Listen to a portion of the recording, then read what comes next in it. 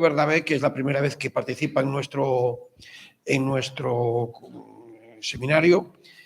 Alberto es catedrático emérito de la Universidad Complutense, es un eminente filólogo, auténticamente un eminente filólogo. Aquí hemos contado con un filólogo de primera magnitud, que era Agustín García Calvo, varias ocasiones, y en estos momentos, pues Alberto, de alguna manera, viene a ocupar ese lugar.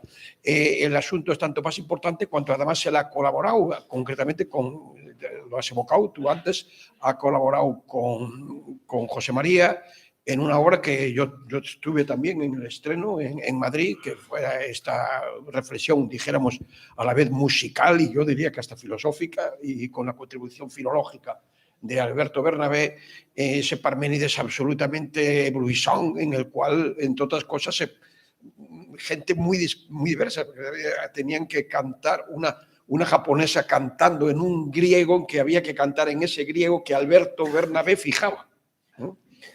Que no es una cosa que se ve todos los días, ¿eh?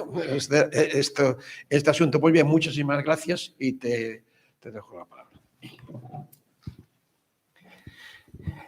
Bien, el agradecido soy evidentemente yo, porque para mí es un honor extraordinario estar en tan buena compañía y en un coloquio tan interesante, sobre todo teniendo en cuenta que es un coloquio, encuentro entre música y filosofía. Yo no soy ni músico ni filósofo, de manera que os voy a obligar a acompañarme en un salto mortal, porque vamos a pasar nada menos que 2500 años atrás. Es decir, vamos a pasar de este mundo y el mundo de un creador al mundo de un filólogo. Los filólogos no somos creadores, los filólogos somos intermediarios. Es decir, nuestra función es la de ser intermediarios entre la cultura antigua y las personas de hoy día.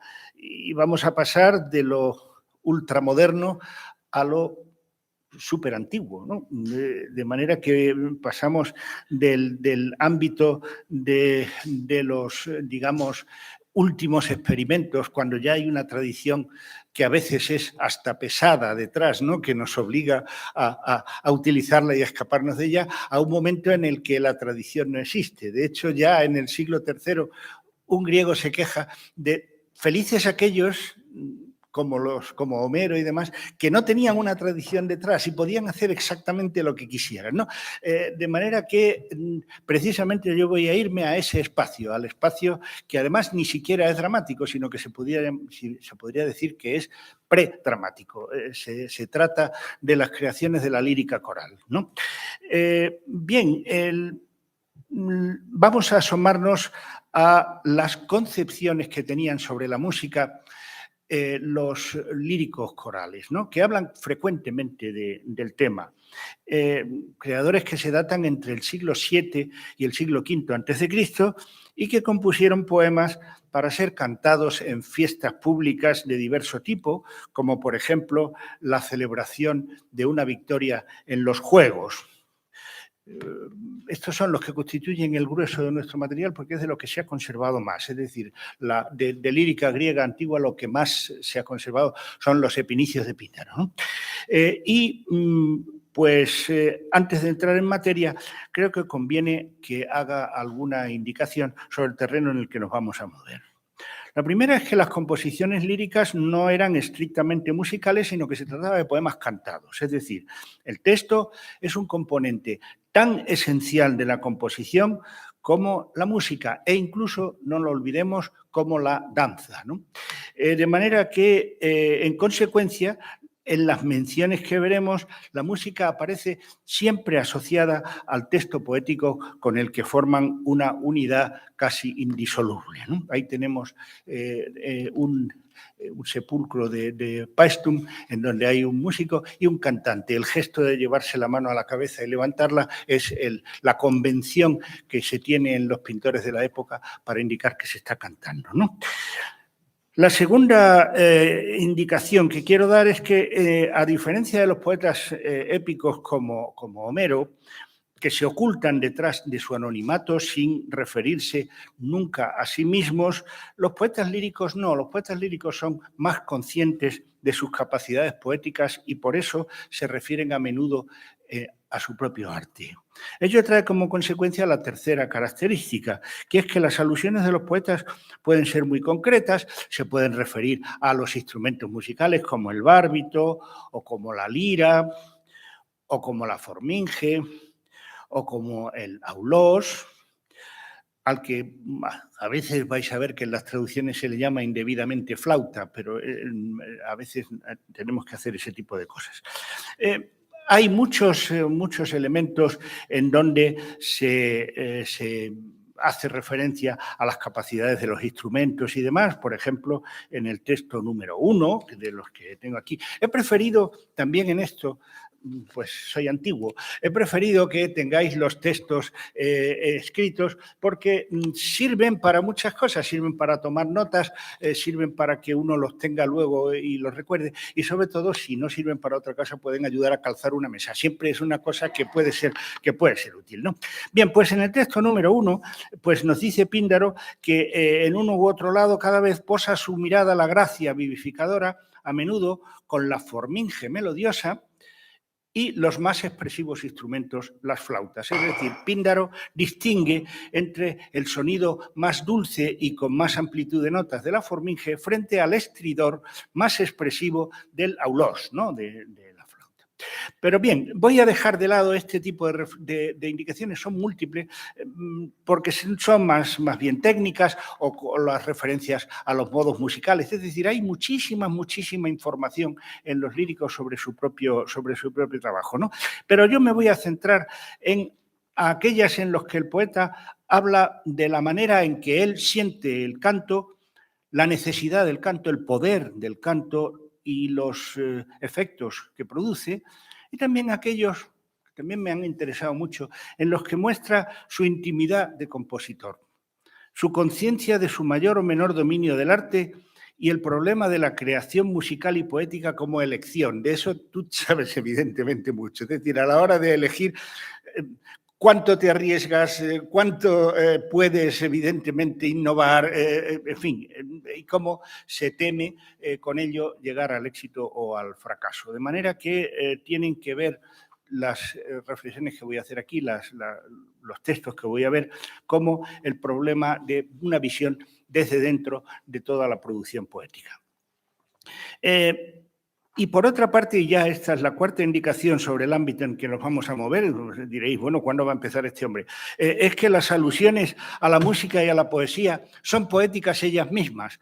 De manera que lo que vamos a obtener de esta indagación no son cuestiones técnicas como las que podría, por ejemplo, darnos un tratadista griego de música, que tenemos tratados griegos de música en donde estas cuestiones técnicas se tratan. Pero, sin embargo, estas imágenes pueden ser muchísimo más ricas y más informativas que los meros datos concretos. Por ejemplo, voy a dar un pequeño ejemplo, ¿no?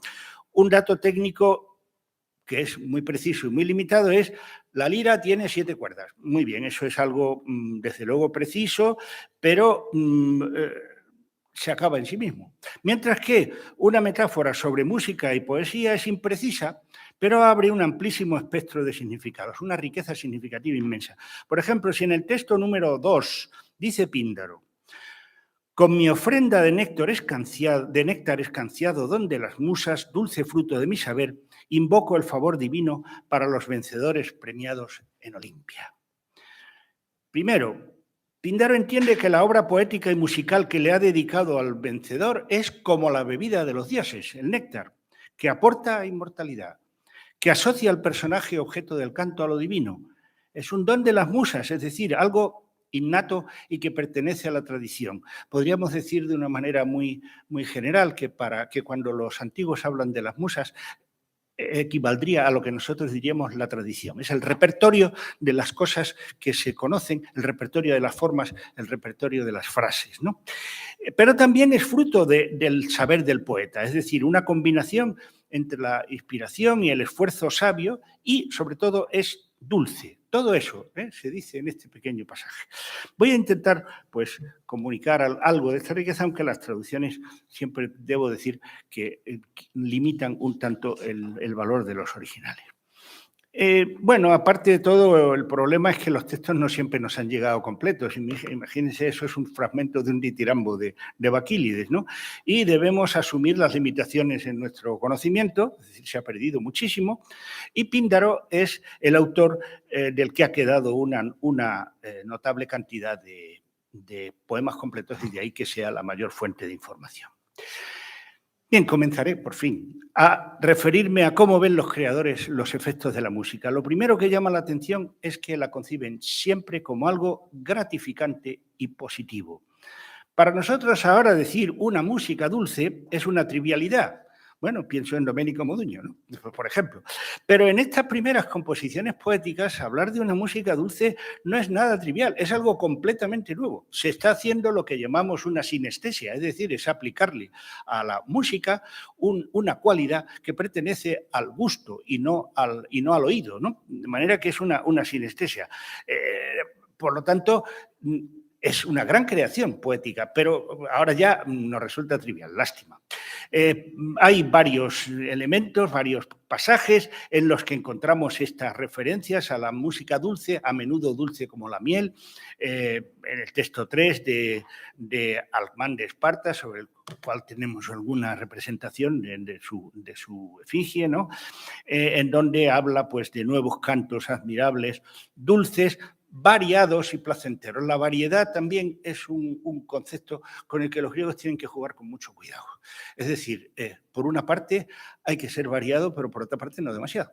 Es decir, ese es el ámbito en el que uno se mueve, ¿no? En el texto 4, el dulce himno, en el texto 5, un himno dulce como la miel, e incluso en el texto 6 se habla de directamente de miel. Ya ni siquiera se dice dulce como la miel, sino se dice miel, ¿no? Dice, te traigo esta miel que he recogido de Safo, ¿no? Bien, se pueden crear incluso imágenes muy complejas como el texto 7, en donde se dice cantos de alas de miel de las musas. ¿Por qué de alas de miel?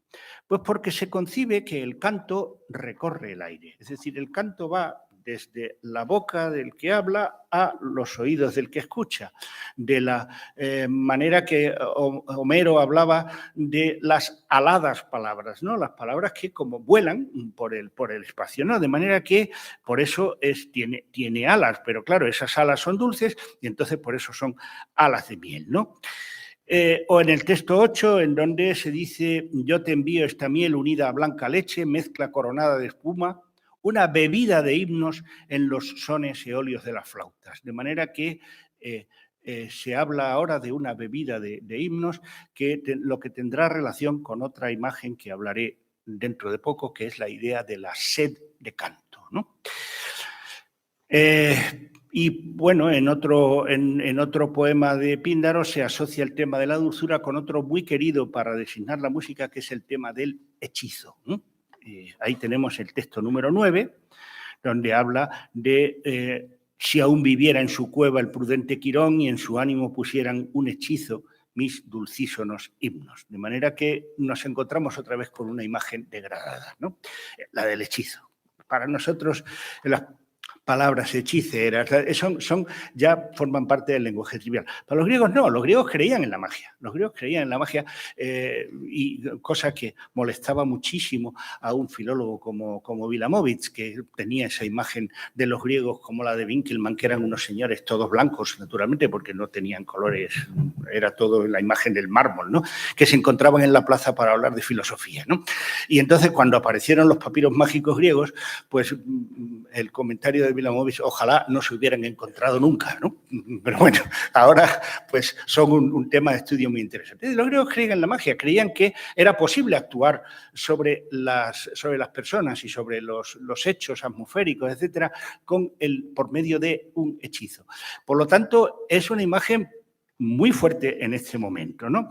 Por ejemplo, en el texto 10, el vibrante comienzo de la Nemea de Píndaro, 4, es el mejor sanador de las fatigas, después de que han hecho crisis, es el gozo. Las canciones, sabias hijas de las musas, las alivian con la imposición de sus manos. De manera que la alegría del triunfo es un lenitivo del esfuerzo del deportista y las canciones se personifican. Las canciones actúan por sí solas, con independencia de sus autores, tienen un poder propio. Son sabias porque la música es el resultado de un conocimiento, de una preparación, y actúan metafóricamente por imposición de manos, ¿no? Por esta idea. El hechizo mágico generalmente se compone de un ensalmo, es decir, de una cosa que se canta, y de una acción. Por ejemplo, os pondré el caso más tonto del mundo, pero a mí me encantan los ejemplos estúpidos, mis alumnos lo saben. Es decir, cuando un niño se da un golpe, se dice, sana, sana, culito de rana, si no curado y curará mañana. Las dos cosas son fundamentales, el ensalmo y el utilizar el acto mágico, ¿no? De manera que, bueno, pues esto, así funcionaban las cosas en general en la época antigua, ¿no? Bien, el poder del canto se personifica en un personaje mítico que es, bueno, aquí está el centauro Quirón, al que nos hemos referido antes, y aquí un papiro mágico griego, de esos que Vilamovic habría deseado que no se encontraran. Ahora tenemos a un par de filólogas españolas trabajando con Chicago en la nueva edición de todos estos papiros, y bueno, pues aquí tenemos a Orfeo entre los tracios, es decir, Orfeo con su música que embelesa a un pueblo belicoso como es el de los tracios, ¿no? Bien, pues Orfeo se convierte en el mito del poder de la música, es decir, Orfeo personifica el poder de la música. Y Simónides de Ceos, por ejemplo, le dedica 2 pasajes al poder hechicero de la música. El primero es el texto 11, en donde se dice que innúmeras sobrevolaban las aves su cabeza y los peces erguidos del mar de lapislázuli saltaban al son de su bello canto. Y en el texto 12 se dice, pues ni un soplo capaz de mover una hoja de los vientos se levantó entonces, que habría estorbado al esparcirse que el canto dulce como la miel se ajustara a los oídos de los mortales. Tenemos aquí varias cosas, ¿no?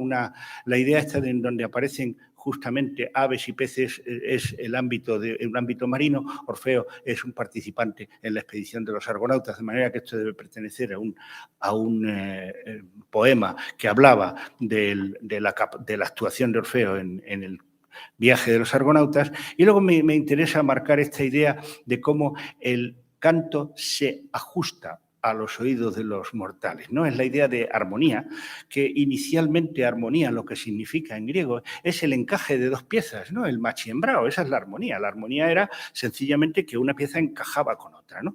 De ahí se pasa a la idea de armonía en un sentido pitagórico, que es el encaje que tienen los sonidos unos con otros. Y aquí es muy curioso porque parece como si hubiera un tipo de música que tiene una determinada forma que se adapta, que encaja en el oído, mientras que habría otras que no se adaptan y no encajan y serían las que a uno le resultarían disonantes, ¿no? Es una imagen también bastante curiosa. Bien, aunque la música es evidentemente un hecho artificial, los poetas consideran que una vez producida se comporta como un fenómeno natural y reiteradamente describen que la música funciona como realidades naturales. Hay metáforas sobre 3 de los 4 elementos primordiales postulados por los griegos, aire, agua y fuego. Con tierra no, es decir, la música se entiende que parece estar reñida con este carácter de un elemento sólido y demás. Empiezo con el agua. Con ella empieza Píndaro, la primera olímpica, la más famosa de sus odas, que empieza diciendo lo mejor, el agua, ¿no? Los poetas consideran que el canto es como agua por diversos motivos. El primero, porque el ser humano lo necesita a la manera en que necesita el agua. Por eso Píndaro puede decir en el texto número 13, mientras mitigo la sed de cantos, como si el canto fuera un elemento de primera necesidad cuya falta produce un estado de carencia en los seres humanos. Reitera Píndaro la metáfora del canto como agua en la ísmica 14, en el texto 14, les daré a beber la pura agua de la Dirce. Bueno, la Dirce es esa fuente, ahora está ya un poco perjudicada, pero esa era la gran fuente de Tebas, que es la ciudad natal de Píndaro, por otra parte, ¿no? Que las hijas de hondo talle de Mnemósine de Aureopeplo, o sea, las musas, hicieron brotar junto a las bien construidas puertas de Cadmo. De manera que el agua que va a darles a beber a los oyentes el poeta, es el canto, que se plantea como un elemento fundamental para la vida. Y es curioso porque en el texto 15 encontramos el principio de este mismo poema, es decir, cómo se reiteran los elementos en el poema, ¿no? Y habla de un floreciente banquete en el que se mezcla una segunda crátera de cantos de las musas por la estirpe de Lampón, triunfadora en los juegos. Y habla de 3 más, de otros triunfos anteriores, ¿no? De manera que la familia de Lampón ha ganado ya 2 veces en los juegos y el poeta augura que lo hará una tercera. Pero fijémonos en la frase, una segunda crátera de cantos. No, la crátera es ese instrumento, un recipiente en el que se mezcla el vino con el agua. Los griegos no bebían el vino solo, y la metáfora es múltiple. El poema es una combinación de música y palabra, por lo tanto, una mezcla como la del vino y el agua en la crátera. Pero además la bebida sirve para celebrar, igual que el canto, de ahí el uso metafórico de crátera de cantos. Pero aún hay más, la bebida agrada, embriaga, como la música, pero también es mediación con los dioses, porque en los banquetes se derramaba parte de ella en honor a los dioses, lo que se llama una libación, ¿no? La música es también mediadora de los dioses, por lo tanto, pues tenemos todo este conjunto de elementos introducido en la idea de la crátera de canto. Por supuesto, la dulzura del canto se reitera otra vez. Pero el agua tiene otras muchas manifestaciones y facetas. Por ejemplo, se dice más de una vez en los poemas que el canto es como un manantial que fluye, es decir, no es estático, como una obra plástica que se está quieta. Por eso Píndaro lo reivindica en el texto 16, dice, no soy un escultor para modelar estatuas que se alcen en su pedestal para quedar inmóviles. No, él es un creador musical, y aquello que produce es algo que está vivo y que se mueve, ¿no? El canto se mueve como un manantial, como se dice en el texto 17. ¿Quién podría decirte, Arcesilao, qué manantial de versos inmortales halló cuando hace poco fue en Tebas mi huésped, ¿no? Por lo tanto, esta idea de la fluidez del canto se une a otra curiosa, y es a la idea de inmortalidad. De igual modo que el agua fluye sin cesar y no se agota, el canto, en la medida en que puede producirse una y otra vez, conserva la memoria de los hechos y los hace inmortales. Es decir, Píndaro lo dice cientos de veces. El vencedor gana una carrera en Olimpia. Vale, eso dura 1 minuto y se acaba. No, pero no se acaba, porque para eso está el poeta, que va a cantar a esa carrera y va a conseguir que nosotros, 2500 años después, podamos estar evocando otra vez poéticamente el triunfo de ese vencedor, ¿no? Por lo tanto, es esta idea del mantenimiento y de la inmortalidad, pero también el agua se asocia, por supuesto, a la idea de la vida y del florecimiento, ¿no? En el texto 18 dice que el caudal de himnos riega la patria de los saliquíadas con el más bello rocío de las gracias, ¿no? De manera que los triunfos estos de los nobles de Gina, los saliquíades, no son solo un motivo, sino casi una exigencia del canto, y la importancia de la gesta deportiva exige, suscita la creación musical para celebrarla. Es decir, multiplica la imagen, además, con la idea del rocío, que cumple también la misma función. Mira que el fluir es la imagen perfecta que reúne lo perpetuo y lo cambiante.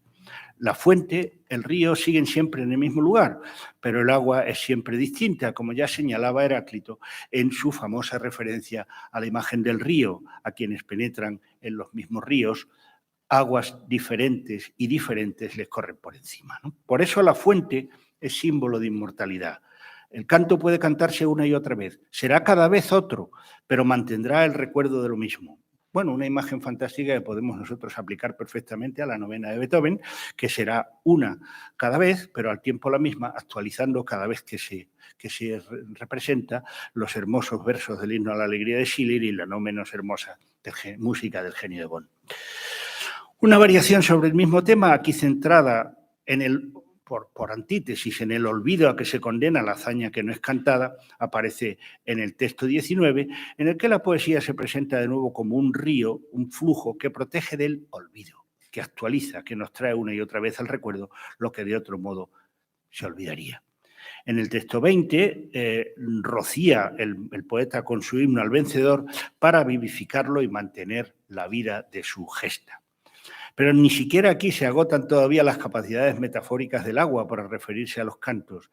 El agua también puede ser una imagen del carácter lenitivo del canto, como una especie de medicina para el cuerpo, ¿no? En el texto 21, en donde dice que ni el agua caliente ablanda tanto los miembros como el elogio unido a la forminge, de manera que la metáfora presenta el motivo del canto como alivio de fatigas. El atleta ha hecho un considerable esfuerzo, está agotado, pero el canto es como si se le sirviera de un lenitivo de su esfuerzo. Bien, también puede ser el líquido vivificador de fuerza en el texto 22, que no voy a leer. Vamos al fuego. En el texto 23 dice Píndaro, pues aquello que alguien dice bien avanza con voz inmortal y se abre paso sobre la tierra feraz y a través de la mar el rayo por siempre inextinguible de las hazañas hermosas. Ojalá consiguiera de las musas amables encender también aquella antorcha de himnos en honor de Meliso.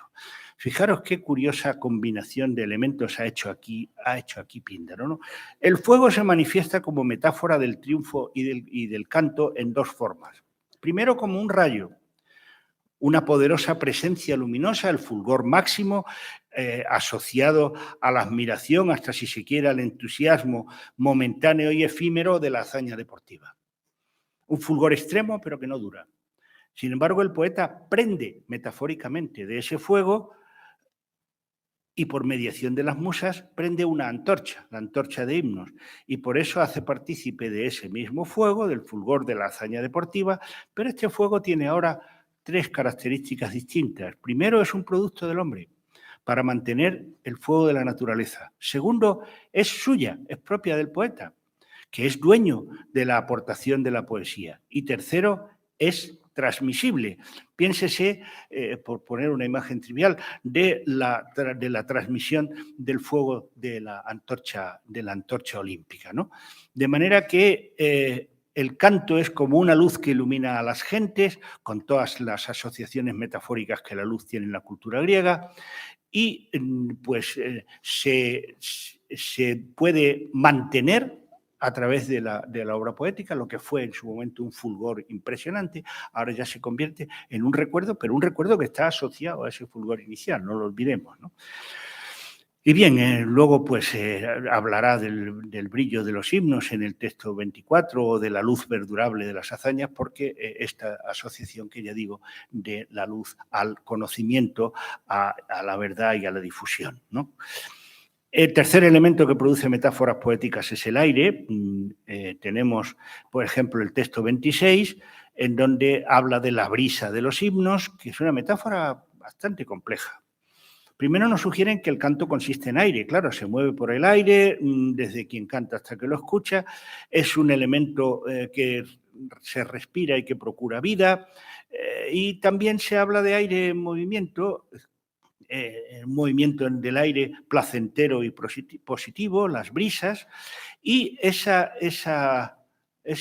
aire también es, como en el caso de habíamos visto el fuego, es transmisor entre aquello que se produce en el estadio donde el atleta ha triunfado y cómo esa brisa de aire llega hasta la patria del vencedor, donde el canto poético se materializa y se escucha por parte de sus conciudadanos, ¿no? Utiliza varias veces la misma imagen. En el texto 27 habla de la brisa gloriosa de mis versos y explica esto que acabo de decir. Dice, pues cuando los hombres acaban sus días, los cantos y relatos preservan sus nobles hazañas, de manera que este flujo es un flujo para conservar en el canto como una brisa gloriosa que aporta gloria, ¿no? Bien, hay otro numerosísimo grupo de metáforas que representan a la música y el canto como una flor o como una planta, es decir, como un elemento natural, ¿no? Por ejemplo, tenemos el texto 28, en donde habla de guirnaldas de cantos, ¿no? O en el texto 29, coronas trenzadas de violetas, o en el texto 30, flores de cantos de lengua de miel, de nuevo la idea esta de la dulzura. Es decir, la victoria del vencedor hace florecer los cantos como si fueran un proceso natural, ¿no? De manera que se habla en el texto 31 de acrecentar el retoño de los cantos, en el 32 de acrecentar la flor placentera de los himnos, y en el texto 33 señala que el canto no sería lo que es, sino fuera por intervención divina. Por eso dice que la divinidad que procura a todos los mortales también planta gracia en el canto, ¿no?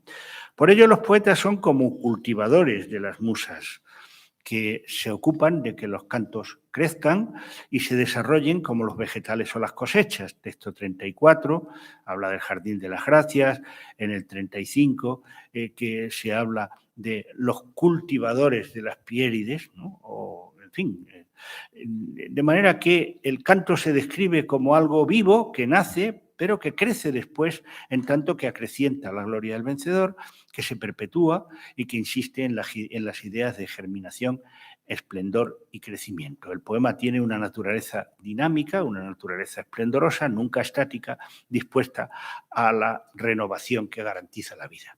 Sin embargo, los poetas también utilizan otras metáforas comparando el canto con creaciones artificiales.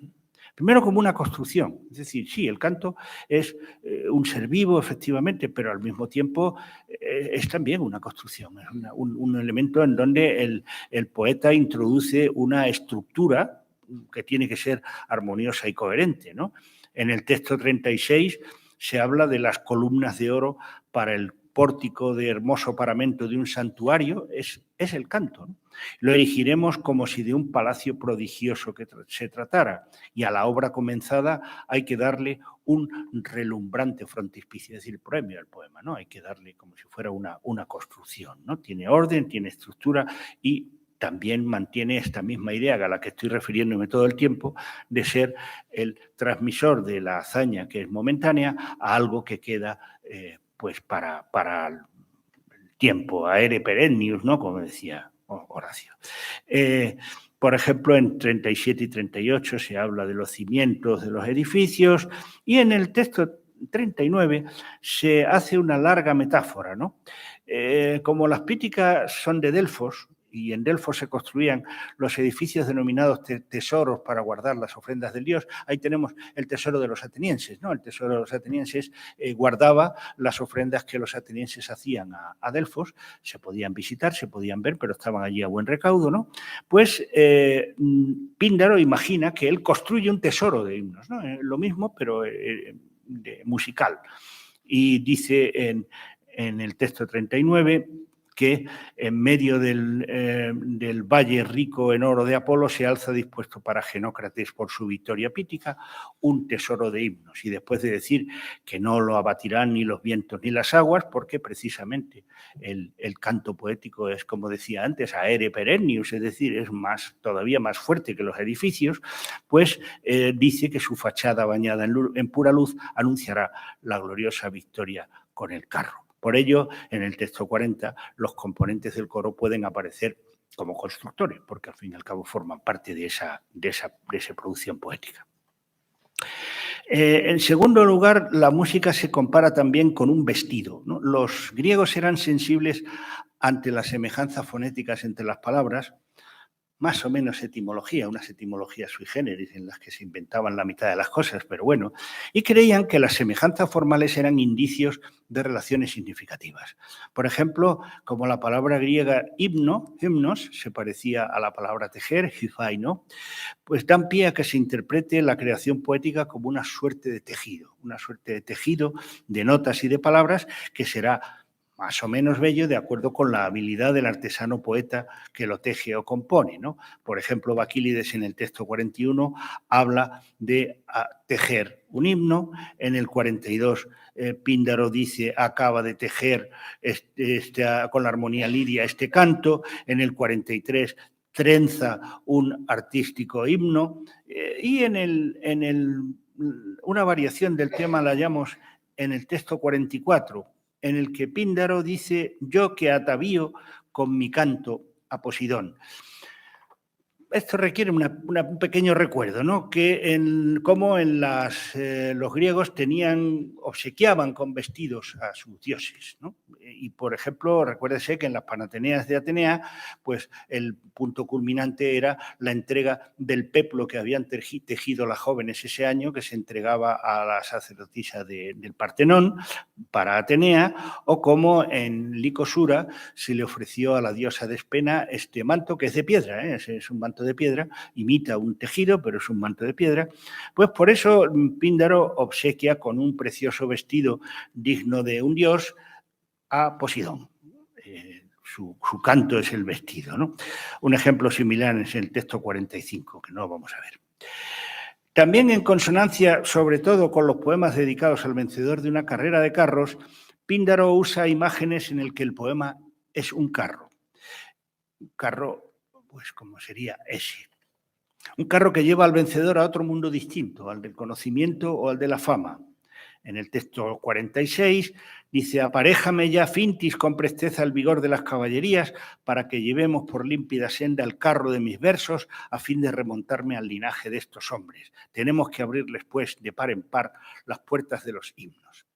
Es muy curioso porque Parménides, por estos mismos años, compone su poema en el que describe cómo lo llevan en un carro por el camino del conocimiento y cruza por unas puertas. Los estudiosos han estudiado cómo, pues muy probablemente, tanto Parménides como Píndaro se basan en una creación más antigua, posiblemente órfica. Repite su metáfora de modo más trivial en el texto 42, el carro de las musas, y la hace más compleja en el 48. De ti se alza un dulcísono himno para engrandecer el elogio de los corceles de huracanada carrera en honor de Zeus del Etna. Me incitan el carro de Cromio y Nemea a uncir un carro de alabanza a sus gestas triunfales. De manera que en esta metáfora el poeta unce el carro de la poesía a la gesta para llevarla a otro mundo, al mundo naturalmente al nivel de la poesía, al nivel de la creación poética. Un aspecto muy interesante de la referencia de los poetas al canto es cuando se sinceran y reconocen sus problemas a la hora de acometer la composición musical o poética. Sobre todo Píndaro lo hace muy a menudo. El poeta se debate entre dos extremos. Por un lado, dispone de grandísimas posibilidades, diversos modos musicales, diversos géneros poéticos, una inmensa tradición mítica, una larga tradición de recursos musicales y poéticos y una gran capacidad de innovar en todos ellos. Y a menudo expresan esa multiplicidad con la metáfora de los caminos. En el texto 49, Píndaro dice, anchas avenidas tienen por doquier los compositores para dar ornato a esta isla gloriosa. O Bakílides habla de, para mí hay también numerosos caminos, es decir, la idea esta de tomar un camino. Por otro lado, limitan la inmensa libertad del poeta la necesaria complicidad con el público, es decir, lo que el público está dispuesto a admitir, lo que le agrada porque es conocido o lo que puede agradarle por lo innovado si no es demasiado nuevo, o le puede desagradar si es demasiado nuevo y le resulta desconocido. Cuando el público quiere que el poeta, estando en ronda, hay que decirlo, no se recree en la suerte, ¿no? Y que porque está oyendo notas o palabras que le gustan, y cuando desea que no siga por ahí porque está empezando a resultar un tanto pesado, ¿no? De manera que si se maneja demasiado la tradición puede producir una imagen de lo déjà vu, de modo que el público no le va a gustar, pero también al público se le puede sorprender, pero no demasiado, ¿no? Recuérdese en tiempos modernos la perturbación que produjo en el público el estreno de La consagración de la primavera de Stravinsky, ¿no? No olvidemos además que se trata de obras de encargo. por lo que el creador debe satisfacer no solo al público, sino además y de modo muy especial al cliente. Esto del cliente es una cosa que antes prácticamente no se tomaba en consideración, los románticos no tomaban para nada, pero que a partir de algunos estudios, sobre todo italianos, pues se pone en valor la figura del comitente, es decir, de la persona que encarga la oda, a la que también el poeta se debe, ¿no? Bien, los poetas insisten en la variedad como un mérito, ¿no? Primero, así no saltemos, ¿no? El texto 51 pues empieza a manifestar la posibilidad del aburrimiento, ¿no? Dice, me impiden, no obstante, extenderme las reglas del arte y el tiempo que me urge, ¿no? Bueno, o en el texto 52 y 53 hay otras referencias al aburrimiento, que es el gran enemigo del poeta en aquella época, ¿no? Por ello, los poetas insisten en la variedad como un mérito. En el texto 54 dice, en vino alaba el añejo, pero en la flor de los himnos, los novedosos, ¿no? Bueno, en el texto 55, que es el comienzo de un poema de Bakílides, encontramos todos estos temas. Hay abiertos innumerables caminos, etcétera, etcétera. Teje ahora en la muy amable ciudad algo nuevo, en la dichosa Atenas, celebérrimo ingenio de Zeus. El celebérrimo ingenio de Zeus es el mismo, o sea, que el poeta se dirige a sí mismo sin demasiada modestia, porque él es y frente a la amplitud de la tradición representada por las musas y el encanto de la poesía, pues Bakílides debe ahora tejer, otra vez la idea del canto como un tejido, ¿no? Un canto original para los atenienses. De manera que es una apuesta arriesgada. En el texto 65, Píndaro pone como ejemplo de esta apuesta arriesgada el lanzamiento sobre un blanco, ¿no? Uno puede quedarse corto o pasarse sobre el blanco y lo ideal es dar en el blanco. Por eso dice, no está bien que yo, que sé lanzar derecho el tiro vibrante de mis dardos, arroje con fuerza de mis manos muchos venablos más allá del blanco. Es decir, pasarse de rosca, que diríamos en lenguaje vulgar, ¿no? Y bueno, pues en el texto 57 encontramos varios motivos de los que estamos viendo, ¿no? Pide que la musa, que es la inspiración de toda la tradición, la guardan los jóvenes que componen el coro y que esperan el canto para entonarlo. Naturalmente también forman una parte importante de la comunicación poética y musical porque deben hacerlo bien, y es el propio poeta quien se encarga de prepararlos, y la referencia que cada acción tiene a sed de una cosa vuelve otra vez al tema del canto como satisfacción de una necesidad básica. Y como el Aristoclides, que es el luchador en cuyo honor se canta, ha ganado en el Pancracio, es necesario que se cante su gesta. Zeus, el padre de las musas, preside los juegos de Nemea y Píndaro le pide a la musa que inicie el himno en honor al dios, que es calificado como el del cielo encapotado porque es el dios del rayo, ¿no? Y Píndaro recibirá la inspiración de la musa, que es indispensable, pero debe añadir su sabiduría y su esfuerzo para convertir la inspiración en una obra musical. Voy a terminar con la que es probablemente la más poderosa declaración sobre los efectos de la música, sobre todo porque se implica y se asocia con otras esferas muy interesantes, como ese de Píndaro, ¿no? La invocación de la Pítica primera de Píndaro expresa el poder de la poesía que, según el poeta, produce calma y serenidad a los seres de la esfera de Zeus, es decir, a los que podríamos llamar los buenos, y los efectos contrarios a sus enemigos, como se verá en los versos 13 y siguientes. Curiosamente, en una sucesión de contrastes muy querida para Píndaro, es la actividad de la danza y la de la música la que produce efectos de quietud y tranquilidad. Música que no solo tiene un efecto casi mágico, sino que al producir estos efectos pacificadores se convierte en el elemento que confiere orden y armonía al universo entero. Un orden y una armonía que son una especie de trasunto del orden político. Me preguntaréis qué tiene que ver el orden político con todo esto. Da la casualidad de que el personaje que ha triunfado en los Juegos es el rey de la zona de Sicilia, en donde estaba celebrándose este canto, ¿no? De manera que Píndaro está asociando, curiosamente, ¿no? La capacidad política, la capacidad, digamos, triunfo en los juegos y la capacidad poética suya propia, todas las cuales tienen en común esta idea de crear y configurar orden, ¿no? Es una cosa muy curiosa. Bueno, la pítica primera nos daría para otra conferencia y no voy a entrar en eso porque entonces sería terrible, ¿no? Bien, habla de una áurea forminge, las dos primeras palabras, ¿no? El instrumento musical, y que es de oro. Las forminges no son de oro, porque las forminges no se podrían construir de oro, porque no tenemos aquí, no sé por qué nos ha salido, ahí está. La forminge,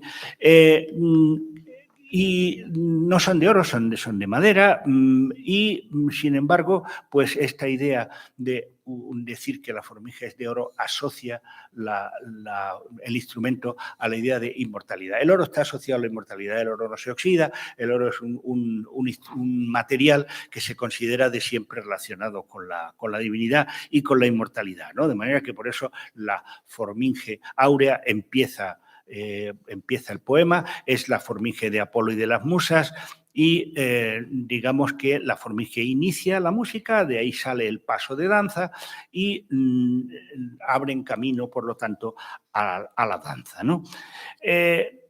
Y son de Apolo y de las musas porque constituye el legítimo patrimonio y la idea de su origen sagrado. Apolo y las musas se vuelven a mencionar cerrando la antístrofa en el verso 12, en lo que se llama una composición en anillo. Esta idea de que el mismo elemento aparece al principio y al final enmarcando un sector del poema, ¿no? Y bueno, las musas son divinidades de la memoria y por tanto de la tradición. La oda es música, es canto, se refiere a los temas tradicionales de las que las musas son guardianas y a las formas musicales también predio de estas diosas, y presiden la danza. La aparición de la palabra legítimo en este punto de la oda es importante porque la legitimidad del canto, que es cosa del poeta, se alía de alguna forma con la legitimidad del poder de Hierón, el rey de Siracusa, su cliente, ¿no? Bien, después se nos dice que extingue el rayo alanceador de fuego inextinguible, extingue inextinguible, es curioso, ¿no? Extinguir lo inextinguible, que es exactamente un oxímoron, ¿no? No se puede extinguir lo inextinguible. Bueno, pues el canto es capaz de extinguir lo inextinguible, ¿no? Y dormita en el cetro de Zeus tras relajar a ambos lados su rauda ala, el águila, ¿no?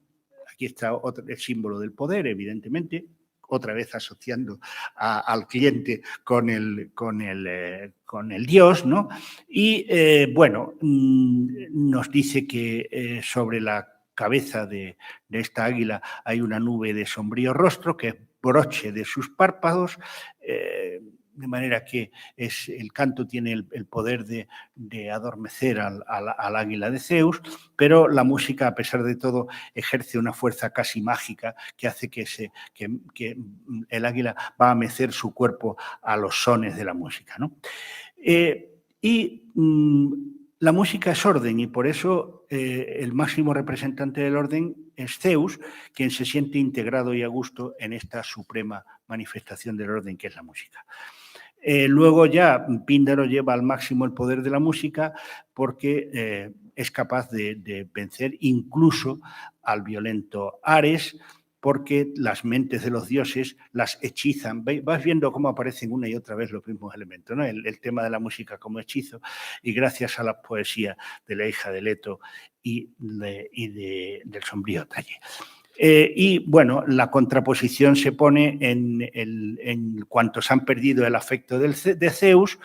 Por ejemplo, Tifón, que el Tifón de 100 cabezas es este personaje, bueno, aquí tenemos, ahí está, Tifón, ¿no? De 100 cabezas, eso que lleva Zeus en la mano que parece una especie de flor es un rayo, es la representación que tienen las...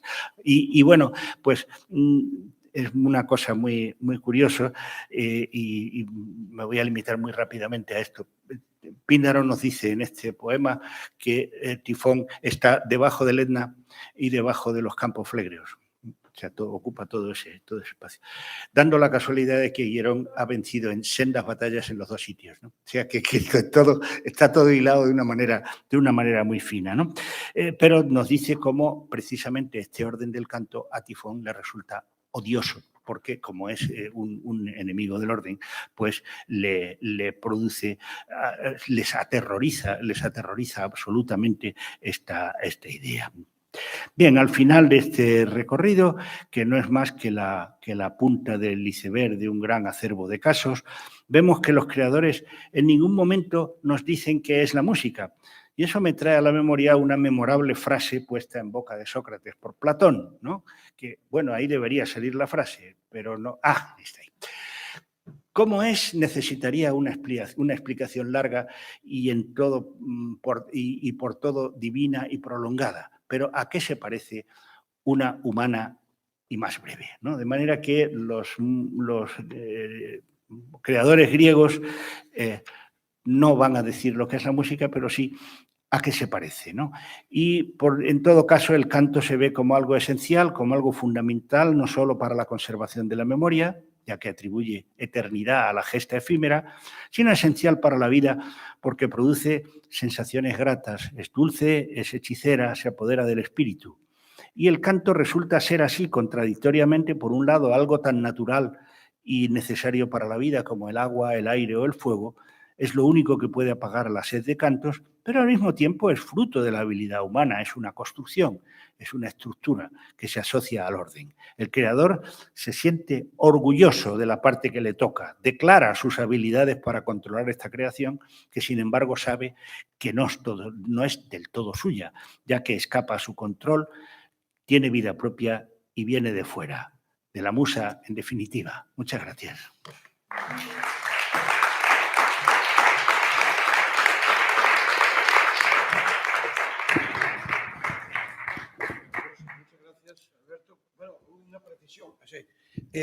Alberto, no sé, es vicepresidente de la Sociedad Ibérica de Filosofía Griega, o sea que no está tan alejado de la filosofía como él ha indicado. En cualquier caso, gracias por esta. ¿Alguna pregunta? Javier, después tú. Paco. Vamos a ver, dos preguntas. Una breve para ti, Alberto. Entonces, una breve, la música de las esferas. La música de las esferas, digamos, bueno, me puedes decir, eso no lo usan los poetas. Yo creo que los pitagóricos tenían una dimensión poética muy potente y los geómetras también, ¿no? Entonces, entonces si aceptas eso, te pediría una ampliación al respecto sobre la música de las esferas. Y yo pienso que eso no es una metáfora, sino una metonimia, en el sentido de que la música, que es algo que se produce en el cosmos, la parte deviene el todo, ¿no? Y entonces pasa a ser ya la composición del cosmos, ni más ni menos la música, ¿no? Entonces te pediría una ampliación al respecto. Y a José María, bueno, pues seguiremos, pero hay muy magnífico, ¿no? Por supuesto, y mañana aludiré a tu charla. Pero te diría que yo el término post-dramático no lo veo. En general, yo el post es que ya sabes que tengo, vamos, la bandera levantada contra desde hace años, o sea, y sigo con ella, o sea, entonces, ¿no? Esto, vamos, tanto los dos autores, Zimmerman y Mesmer, ¿no? ¿Cómo se llama el segundo? El que no lo conocía. Perdona, que voy a mirar yo mis notas. Zimmerman, desde luego, y no, pero el primero que era fantástico, el de los muñecos geométricos, Schleimer, efectivamente. Yo eso, vamos, yo veo lo que has proyectado y son tecnodramas, pero canónicos, tecnodramas, o sea, de post no tienen nada, o sea, a mí, vamos, me produce un efecto dramático total, o sea, es decir, en vivo y en directo, además, ¿no? Entonces, claro, yo el término post tiene la desgraciada connotación de que es posterior a, y entonces yo esto lo debatía con mucha gente y decía, no, es que ya, no sé, en fin, todos los teóricos de lo post ya dicen que no queremos decir esto. Oye, pues usad otra palabra, o sea, porque es que en el uso común de los mortales, post, pre y post, pues significan antes y después. Y entonces, por mucho que os empeñéis, bueno, entonces te diría, por suavizarla, yo lo llamaría en todo caso post-teatral, post-teatral. más que postdramático, porque drama hay. Entonces lo que ha cambiado es el teatro. Ya no es el escenario en el auditorio, el ámbito donde se produce esa música, esa tecnomúsica, ¿no? Sino que, pues, ¿dónde es? ¿Dónde va a ser? Efectivamente, aquí en la pantalla, en el nuevo teatro, en el nuevo teatro, el tecnoteatro, en donde las distintas producciones, los escenarios, sin excepción, los escenarios musicales, incluso Harry Watson y tu propio concierto, tu excelente composición, sin duda que sucedió en Herrenhausen, pero luego sucede aquí, es interpretado aquí y llega al público a través de unas tecnologías que son digitales. O sea, yo estoy a favor de tu elogio de lo analógico, por completo, y me parece excelente que pongas a las máquinas industriales como actores de la tecnoópera, es decir, actores en el sentido protagonistas incluso, ¿no? Excelente, o sea, por supuesto. Pero claro, todo eso es devorado por el tecnoteatro actual, que es lo que hay, o sea, y sin excepción, o sea, la propia voz, el habla, la imagen. Entonces yo creo que se ha producido, si quieres hablar en términos post, hay un post-teatro, porque ya la música, la tecnomúsica no se produce ni en los auditorios, ni en los teatros de ópera. Es tiempo pasado, o sea, sigue produciéndose allí, pero ya los compositores tienen que diseñar ya obras, como tú haces, para otros escenarios, o sea, directamente para lo que yo llamo el tercer entorno. Y termino. Sobre todo, sí, es perfecto todo lo que has dicho, citando a Sea, de que es el público, el espectador quien completa la obra. Esto es fundamental, ¿no? O sea, es decir, la obra musical no hay ya, lo voy a llamar la tiranía del compositor, si me lo permites, ¿no? Sino que hay una interrelación profunda entre compositor, obra, intérprete, etcétera, pero también con el que escucha, el que ve, el que oye, ¿no? Esa obra, ¿no? Entonces, sí, efectivamente, en ese sentido, el post sí tendría sentido, porque quien completa la obra es el espectador, o sea, y solo en ese momento es cuando se completa la obra musical, ¿no? Por ahí sí. Es decir, que el compositor siempre está en la etapa pre, y los intérpretes también, ¿no? Porque solo cuando la obra llega al público, entonces la música se produce en las mentes de los espectadores, y no en el aire, y es nuestro debate de siempre, ¿no? O sea, desde hace años. Entonces, perdón, seguiré mañana con esto. Solamente porque yo te paso el número de teléfono y hablas con Hans Thies Lehmann, que es el culpable del término post-dramático, ¿vale? Y él hace pocos años ha dicho que ahora está muy contento con esto que ha hecho, ha causado sensación y se ha establecido, pero es igual que Debussy, que no quería ser compositor impresionista, podría haber sido simbolista, como realmente lo es, pero se le ha quedado el San Benito. Esto de postdramático estará peor o mejor, pero ha causado, digamos, se ha impuesto, y el mismo Lehmann ahora habla de una etapa predramática, una dramática y otra postdramática. Es decir, que todavía está afianzando más esto que estás criticando. Si queréis os suelto un latín. Habent sua fata vocábula, o sea que las palabras tienen su historia y uno puede decir que no es adecuado y seguimos diciendo cosas que no son adecuadas, pero que son la palabra que hay y que le vamos a hacer, ¿no? O sea que en gran medida es un poco eso. Muchísimas gracias. Qué belleza de textos nos has seleccionado, qué explicación tan preciosa. Qué explicación tan preciosa, tan poética. Yo estaba pensando, la música tecne engloba también la danza, ¿no? Es el canto, la poesía y la danza. Entonces, estaba pensando que quizá alguna de los términos que has estado revisando tienen también que ver con la danza. Por ejemplo, fluidez, dinamismo, ¿no?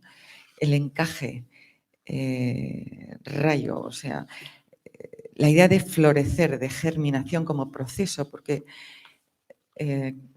quizá es eso, es decir, es todo la variedad, es todo un conglomerado y todo tiene un proceso, ¿no? También, no sé, Te quería preguntarte por eso, si supuesto no... que sí, la danza formaba Gracias. parte esencial de la representación de una de estas odas de lírica coral, de manera que están íntimamente asociadas el canto, o sea, en la poesía como texto, la música y la danza. No se concebía, digamos, la separación entre una cosa y la otra.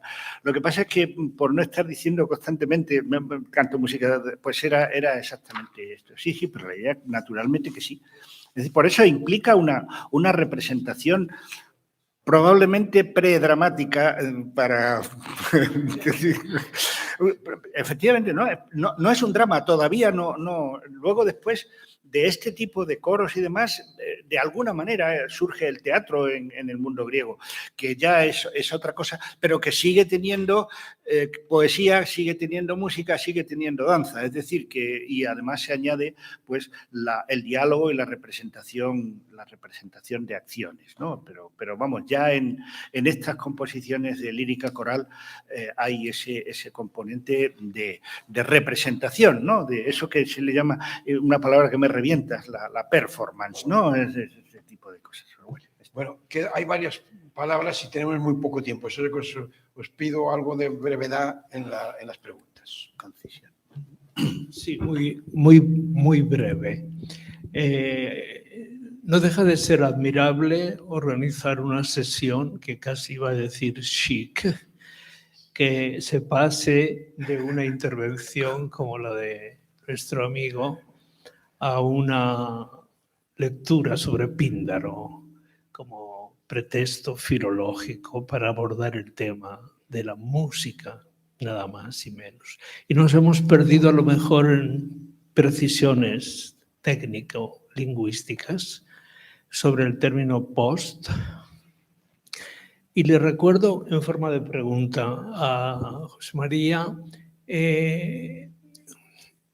cuando allí, a partir de los 70, y el heredero de esa tradición alemana es Heine Müller, que lo ha citado, cuando durante 3 años prácticamente es responsable artístico del Ensemble Theater y hace primero Babel y hace después Protocol Mommsen. Yo frecuenté esa temporada el Ensemble. Allí la discusión no era tanto si era post o era teatro. Y era un contexto cultural donde el expresionismo había roto los cánones del naturalismo residual de muchas tradiciones teatrales, reconstruidas a partir de determinadas intenciones, incluso comerciales del teatro. En ese momento, Babel estrangula totalmente de forma barroca los sujetos de la trama para plantear excesos que van más allá de... Pero nos manteníamos dentro del mismo problema del lenguaje. Cuando las imágenes que tú nos has planteado a partir de tu obra hacen referencia a la introducción de un utillaje tecnológico, el problema no es tanto si el argumento que para Müller todavía era importante mantener como material dramático, desaparece y en su lugar es sustituido, y es un problema lingüístico, más que lingüístico, de lenguaje, con nuevos modelos de representación donde el tempo es fundamental. La relación a Deleuze sobre cinema y movimiento ha sido muy precisa y se podría haber trabajado más. Es el gran cambio que ya el cine introduce en la representación, pero que el teatro, utilizando sobre todo todos los elementos de las nuevas tecnologías, transforma totalmente y es más un laberinto de signos que no llamaremos una estructura dramática propiamente dicha. Y son dos críticos teatrales y autores teatrales las que le hubieran disfrutado muchísimo con su conferencia. El primero de ellos sería Dürrenmatt, en Minotaurus, eine Ballade, donde dice que al final, cuando Ariadna sale de Nosos, con su danza, no con su música, con su danza va dibujando el gran espacio del mundo. La danza dibuja el mundo, pero cuando sale de nosos, decapitado Minotauros. Y la segunda versión, próximo año, es el centenario de Kafka, también podríamos ver de aquellas insufribles e insoportables e irresistibles músicas de las sirenas que hacen que la situación de Ulises, página de Kafka, atado al mástil, no sabe poder decidir sobre su libertad ni sobre su condición, introduciendo a Ulises del mito y de la épica al escenario dramático, a una fuera, una intemperie, donde cosido por las solicitudes de las sirenas, visibles o no, hace que él no pueda decidir más su destino. ¿Cuál es el rumbo? No hay rumbo. Hoy solo hay eco de la música de esas sirenas. Pero mi felicitación porque he disfrutado muchísimo. Hacía tiempo que no lo escuchaba. Trabajo en una universidad como la Humboldt, donde hay grandes filólogos y no, hay que tomarse bien, no solamente a los grandes filólogos del 19, porque a usted lo reconocerían como uno de ellos. Para ellos, el científico social par excellence, el filólogo, y el resto son comentaristas. Bueno, hay una última palabra y respondes colectivamente. Mire. Sí, bueno, solamente por si tenía datos, es que cuando habla de canto, el autor, que es lírico, un poeta que se canta el poema, ¿cómo se canta? Porque creo que no hay partituras, o sea, por lo menos no hay textos en los que haya una clase de signos que vayan diciendo de qué manera se sube, se baja, cómo va la melodía. O a lo mejor podría ser que según para qué, igualmente que hay modos según para qué, escalas. Me refiero, habría una especie de troquelado melódico para entregar un premio, para alabar la belleza, para ir a la guerra. Quiero decir, como los versolaris, ¿no? Que empiezan a cantar y esa música no es suya, esa música ya está hecha. Entonces, según lo que quieras tú cantar métricamente, eliges una melodía. No sé si creo que no me estoy explicando bien. Sí, le entiendo perfectamente y puedo contestar a eso. Sí que hay unos elementos, se suelen llamar fórmulas, que son secuencias de tipo, solo de lenguaje, en música no. Secuencias de lenguaje en donde, pues, por ejemplo, Aquiles, ligero de pies, los poetas podían utilizar ese tipo de elementos para componer. La música no, la música la crean los propios poetas, no hay un letrista y un músico, sino que el propio poeta compone su música y hay sí unos modos, lo que se llaman unos modos, es decir, hay unos, por así decirlo, no sé, maneras de componer música, unas más vehementes, otras más tranquilas, etcétera, que son adecuados efectivamente para los temas que se quiere tratar, pero no digamos, estas jingles, ¿no? Estos elementos no, eso no, vamos, al menos que sepamos. Entonces no había intérpretes, o era el propio poeta el que cantaba. No, el poeta enseña al coro. Es decir, el poeta instruye al coro. Cuando el poeta gana, o sea, le encargan la obra, el poeta la compone y luego reúne a una serie de ciudadanos, porque los que cantaban eran ciudadanos o ciudadanas en su caso. Por ejemplo, en el teatro ateniense eran ciudadanos, hombres todos, y Antígona podía ser un señor con barba, no importaba, o sea, eso no tenía ningún problema. Pero en cambio, en la música, en la lírica coral, sí que había composiciones para, por ejemplo, los partenios, que son para jóvenes, mujeres, o sea, mujeres jóvenes, ¿no? Y que eran las intérpretes de ese tipo de composiciones, ¿no? Pero vamos, el que tenía la responsabilidad en último término de todo era el autor que era autor, escenógrafo, todo lo hacía él, ¿no? Bueno, o por lo menos bajo sus instrucciones.